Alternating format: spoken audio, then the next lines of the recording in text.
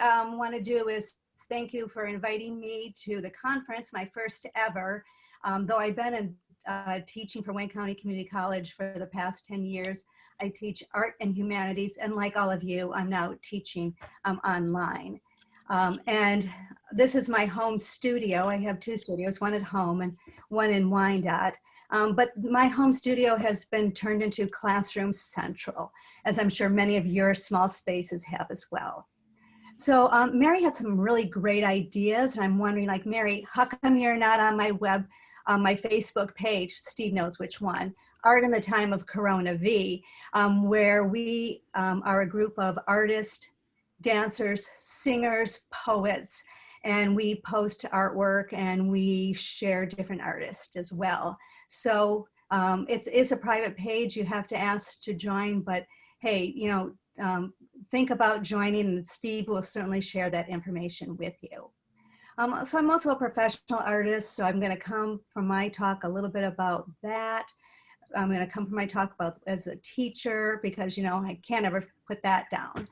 And I'm going to do my best to share with you a PowerPoint slide presentation. Wish me luck. So I've been humming and doing that chest tapping and all that other good stuff. So I'm calm and good and ready to go. Wish me luck. We're going to try to do a little screen share here.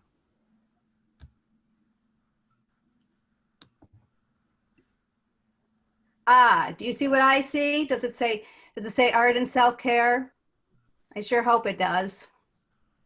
Or do you still see me? You're good. I'm good to go. Great. So I was asked to speak today about art and self-care, and I knew I was speaking not only to artists, of which there's, I'm sure, many of you out there, but also that many people who are not artists, who don't identify as being an artist. And so some of this, I really kind of thought, well, what can you say? What can you say and share with a whole range of people and talent and skills and interest that we could really simplify things and maybe give you some tips that you can help use in exploring art for your self-care. I always love to start with quotes, don't you? I know that Mary does. So this is Mo Williams. Mo Williams is a children's book author and illustrator. And he said this about the pandemic: science will get us through this. Science will get us out of this, but art will get us through this.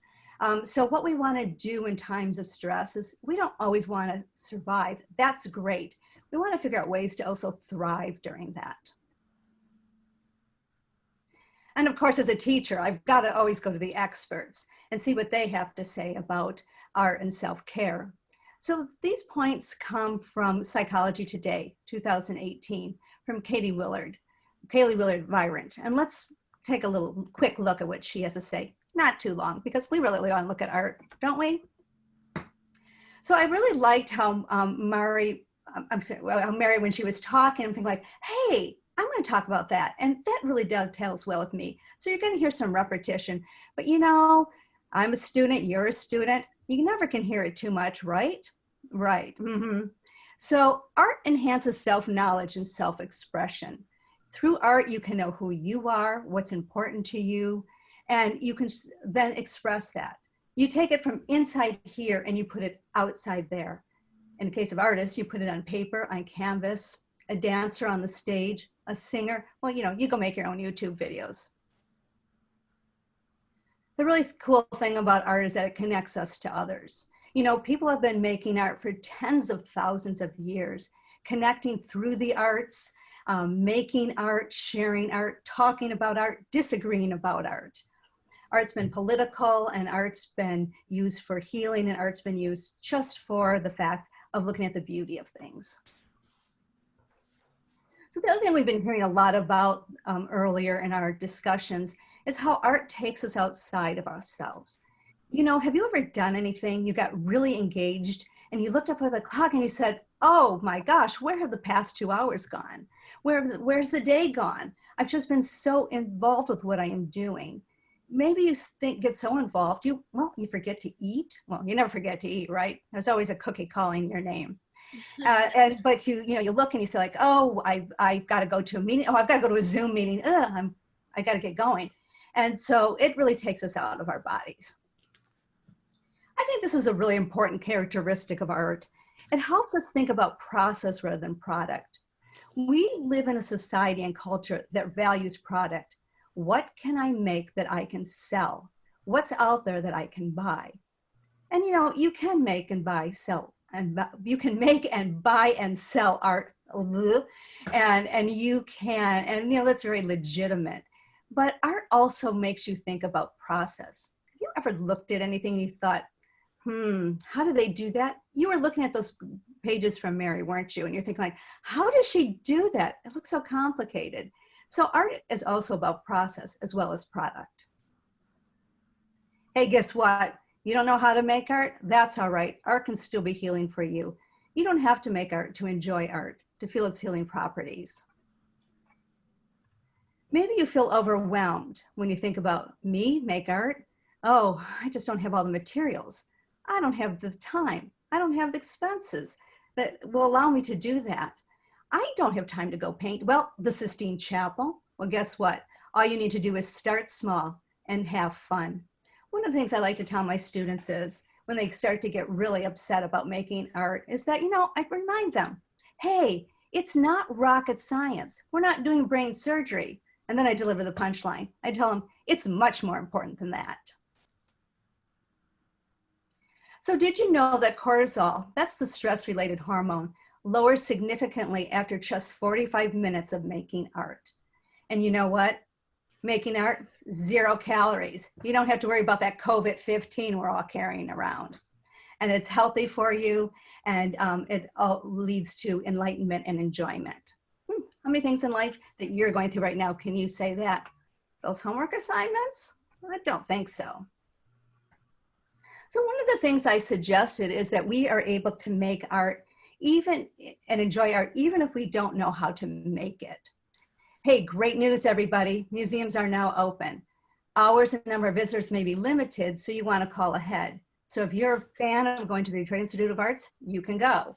How about the Charles Wright Museum? Hey, call them up and see where their hours are.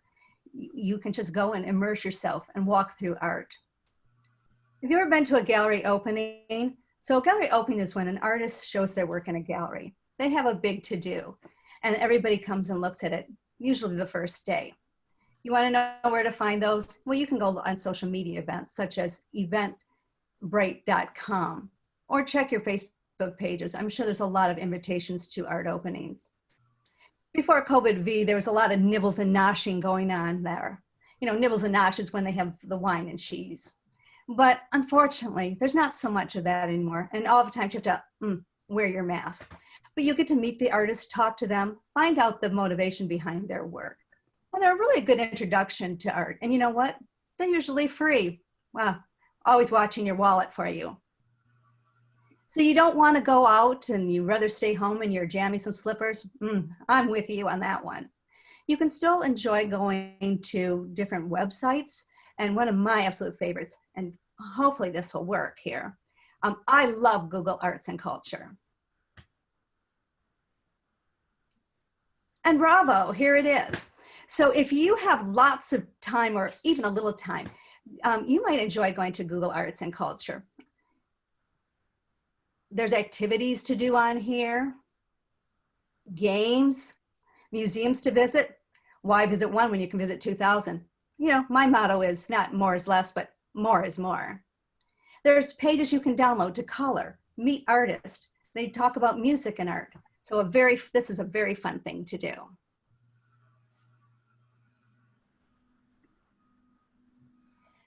So let's go see what else there is.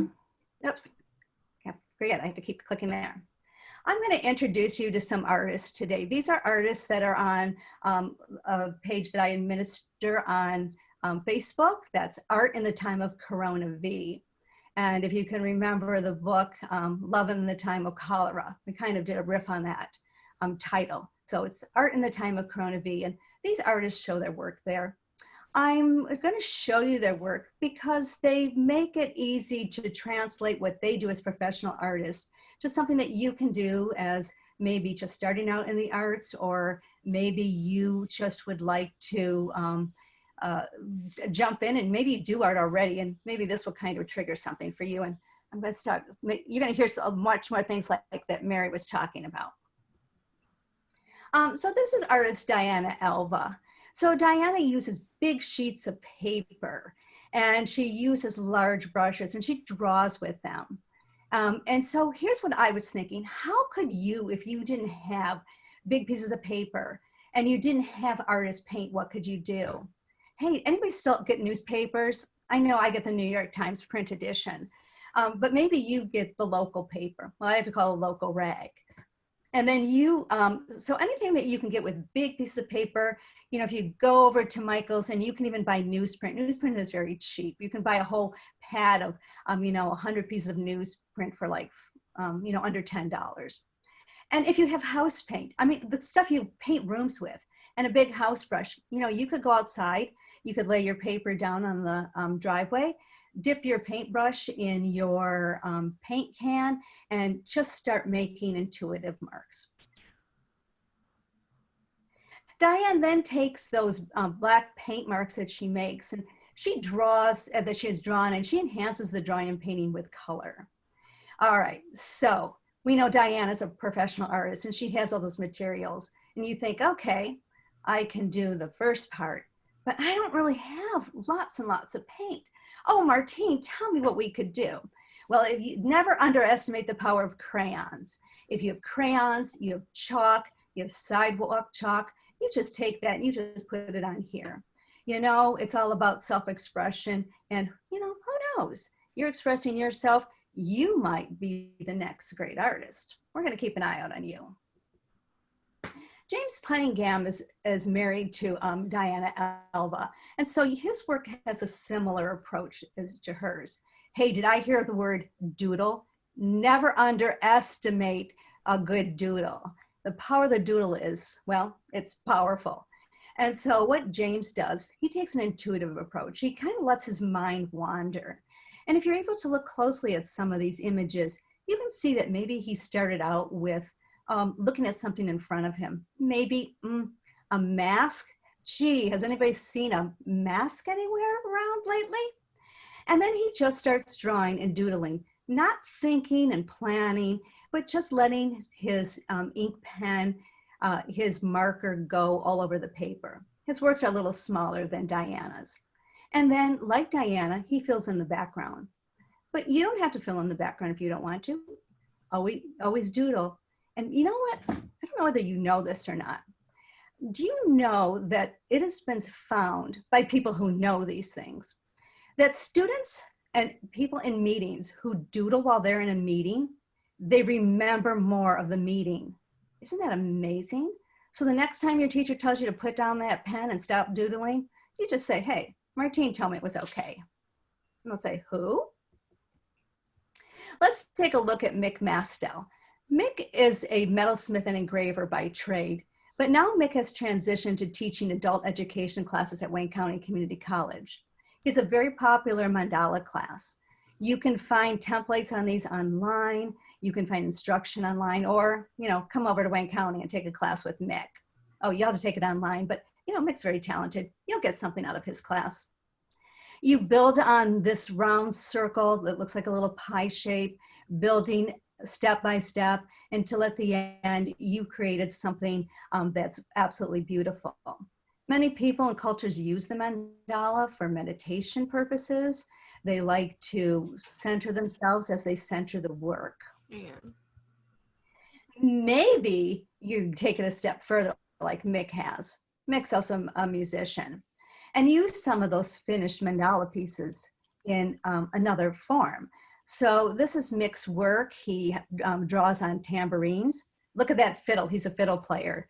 Do you think you would even use that fiddle with that, or would you just hang it on the wall and just adore that? And he also, so tambourines, drum heads, you know, if it's flat, Mick draws on it.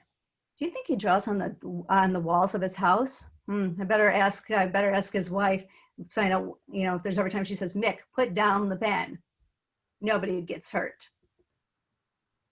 This is Cheryl Alt. Cheryl Alt is a downriver artist. She's a multimedia artist, and Cheryl uses recycled materials in her work. So if you say, you know what, I don't have a penny, and I just can't go get anything. I just can't go over to Michael's and buy stuff. And I'll say to you, hey, look around your house. Do you got glue? Everybody must have glue. How about scissors? Get out those scissors, but don't run with them, okay? And look around and find some materials that you can recycle. So one of the things that Cheryl has done is that during COVID-19, she's making collages from old postcards, and she's mailing them to friends. She calls them her staycation postcards. This is one of the many things that Cheryl does. So you look around too, get those glue, get the scissors, start cutting and pasting. You can mail them to people or put them in a frame and hang them on the wall. Call yourself an artist. Hey, you're stuck in that Zoom meeting. Us? Now? Really? I don't know what you're talking about. And you have to keep your video feed on. You know how sometimes your teachers make you do that. Here's some drawing ideas that you might want to try. And you know what? You look like you're taking notes, but you know that you're just drawing. I mean, doodling. Because wait, didn't someone just say that's the way to keep track and learn stuff? One of my favorite things I like to do with beginning students is called the blind contour drawing. You look at what's in front of you. You draw without looking at your paper. So you're looking at me, right? I'm looking at you. But down here where you can't see, I'm drawing what I see. I'm drawing you on my paper. And then I kind of look, I come down and look, and whoops, I want to start to have a little laugh at what I've drawn, but keep your mic off because people will wonder why you're laughing. Another fun and easy thing to draw is the continuous line drawing. Like the blind contour, you look at what's in front of you, and with only one line, don't lift up your pencil. You have to complete a drawing. So that means you have to go back and forth over lines. And when you're done, you're going to look at it and you're just like, wow, that really turned out great. And you know what, in an odd way, they really do. When I have students do this, they're very surprised at what they produce. And then I make them do a regular drawing, and then somehow they leave that continuous line idea. I don't know where they park it. I wish they'd bring it to class sometimes. Maybe you're a right-hander. You do all your writing and note-taking with the right hand. Well, put that pencil in the left hand, for goodness sakes. Give that left hand something to do. And then start to draw with that. You can be doing this while you're at a meeting. And if you really want to say like, you really want to do some giggles, you can see my standards are very low for humor. You can then do a blind contour by drawing with your non-dominant hand. And when you're all done and you do a number of these, I bet there's a solo art show for you. Don't you think so? Fame and fortune will be yours, hopefully. This is a portrait that I did of a continuous line self-portrait. So I started in one area and I kept looking, in this case, I was looking in a mirror. You can look on your video feed. You can look at, why don't you draw a picture of, you students of Dr. Berg, I bet he would like a picture if you did it like this and send it to him. It's a, don't tell, might get you some brownie points in the class. So don't lift up your pencil, keep going back and forth over lines, send it to your favorite art professor, English, history, psychology professor. I'll be glad to get a picture that you make of them from you. So let's get ready to make art. I like to practice the Scouts motto, be prepared. So I spent like 30 hours preparing for a 15-minute talk. Sometimes I practice what I preach. Sometimes I'm more of a do as I say and not as I do kind of gal. But if you want to get into art, try to be prepared. And here's some ways that you can do that. Have supplies ready. The more you need to look for stuff, the more you have to open drawers and go into closet, the less likely you are to create art. And so if you have supplies around you, near you, by you, you're going to pick those up and you're going to want to use them. Hey, you don't have a studio space to make artwork? You don't even have a closet hardly at all. You're sharing that house with a lot of people who are, let's face it, not going anywhere. They're always in your space. Well, then here's an idea. Get a little of those little rolly carts. You've seen them, they're at Michael's, you can buy them online. Set it up, and on the top shelf, put your crayons, put your pencils, put your markers, put some paper, get that glue and scissors, and all you need to do is roll that back and forth, and you can just tuck it out of the way when you're not using it. You need some ideas? Well, you know, the internet, the vast internet that knows all and sees all, has great ideas. You can sign up through programs like from your library. I know the Dearborn Library for free lets you use Creative Bug, and you can just click on there and it just takes you to ideas, images, and there's really no excuse. There is no excuse. So this was a very small presentation. You know, we could talk, I can tell how engaged you are about art and all the things you can do with art. And we could just have a whole educational conference about art, couldn't we? And I bet there's those out there.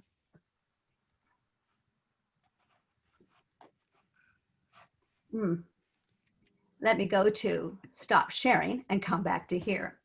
So I hope I have given you some ideas to think about making art, ways to that you don't have to spend a lot of money. You don't even have to go out of your house to enjoy art. You can be expressive, or you can just sit back on the couch, pour yourself another hot chocolate or your favorite beverage, and get involved with art.